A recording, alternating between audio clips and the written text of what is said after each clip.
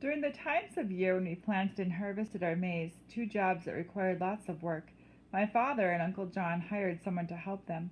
The most famous of these workers was Mr. Fury, a man of incredible power. In fact, whenever John and my father needed to clear a new field for planting, they didn't even bother with tractors. Instead, they sent Fury, who yanked entire trees out of the ground as if they were weeds. Everyone knew that Fury's secret was Manglomoria, a kind of magic that delivered superhuman strength. Only the strongest wizards in Malawi could give you this potion, which came in a paste made from the bones of leopards and lions.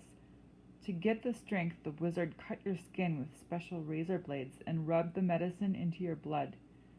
Once part of you, it never left. In fact, the magic only became stronger with time. Only the toughest men like Fury could live with it inside them. Fury was so strong that no person or animal could beat him.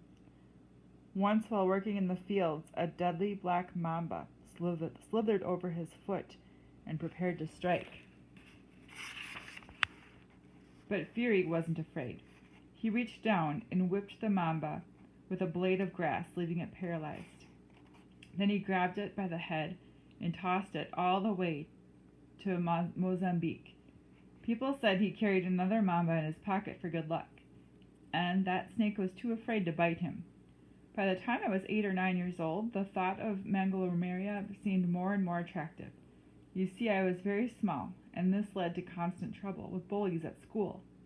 The worst was named Limbikani, who was tall and muscular, and had older brothers at home, which made him even more ruthless.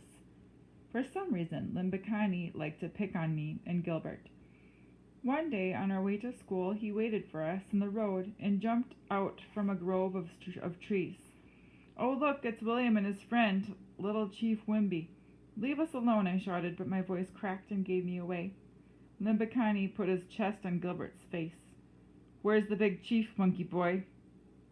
Looks like he's not here to protect you." He grabbed the backs of our shirts and dangled us in the air like two sad puppies. Then he stole our lunch. This happened again and again.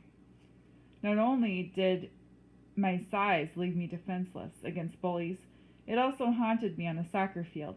I loved soccer more than anything, and each week I'd glue myself to Radio 1 for Malawi Super League action.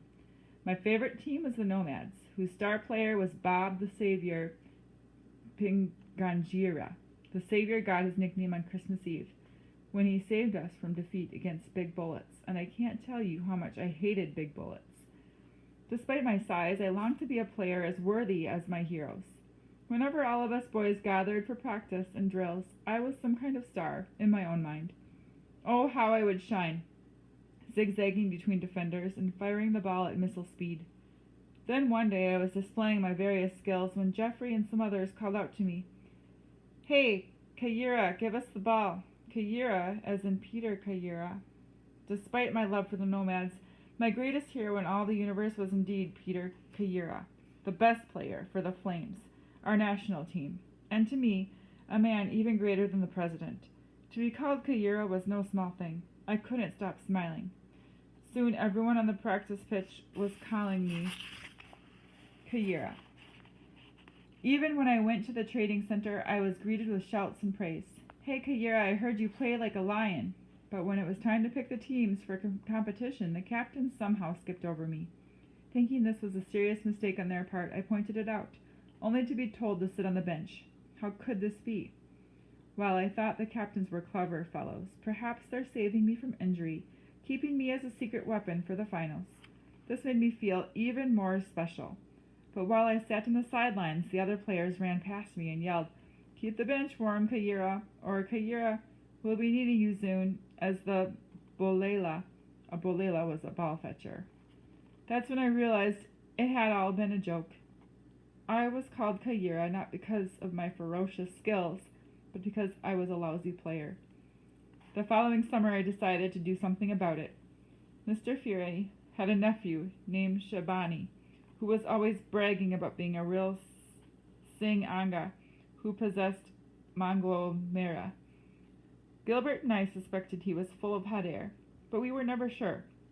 Shabani was small like me, yet he boasted like a man 3 times his size. This made us wonder. Shabani didn't go to school, but worked all day in the fields with his uncle. So he was usually there when I returned home in the afternoons, complaining about bullies or sitting on the bench. One day, after hearing another one of my pathetic stories, he pulled me aside.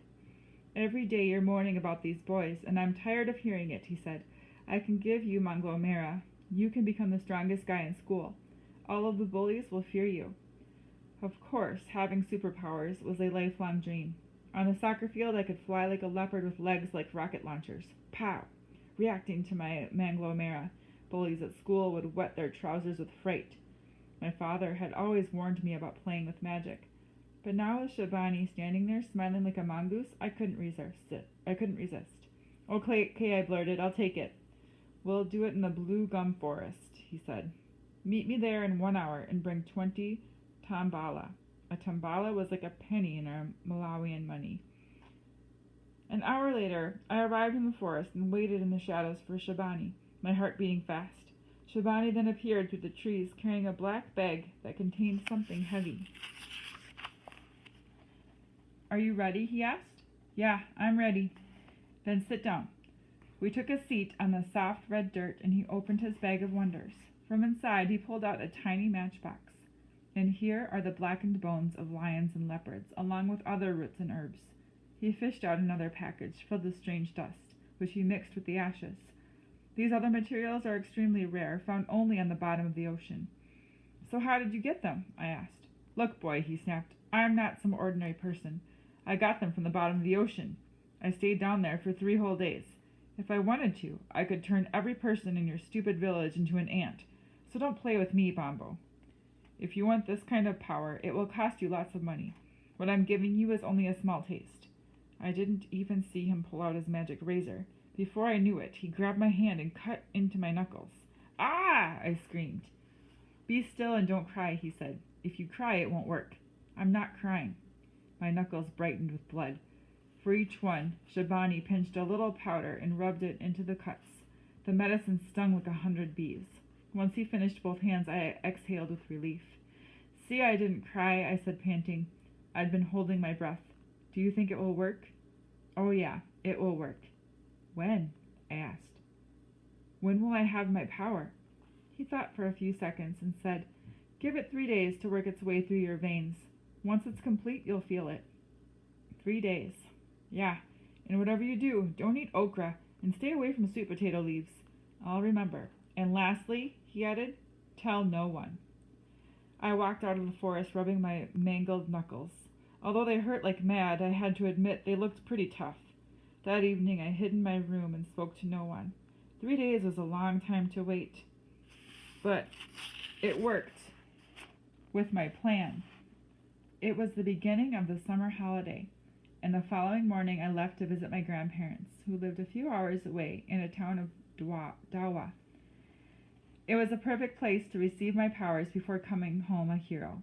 Well, 3 days crept by slowly. So slowly, I thought I would die from boredom. Worse, my grandmother kept putting me to work cleaning the yard and chicken pens and scrubbing her kitchen floor, which left my arms tired and rubbery.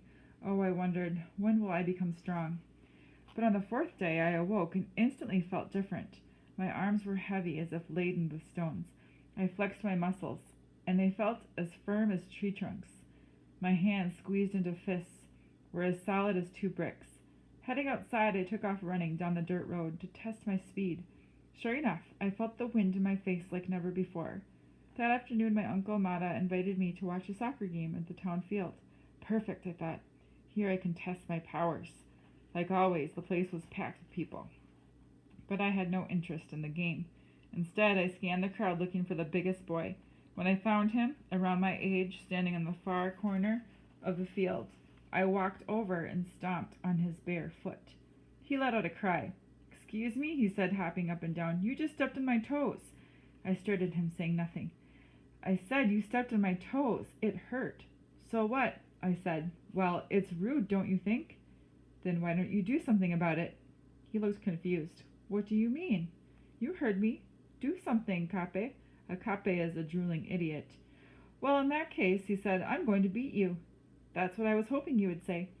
We began dancing around in circles, and I wasted no time. I unleashed a flurry of punches that were so fast and terrifying that my arms blurred before my eyes. I gave him lefts and rights and a few uppercuts for good measure.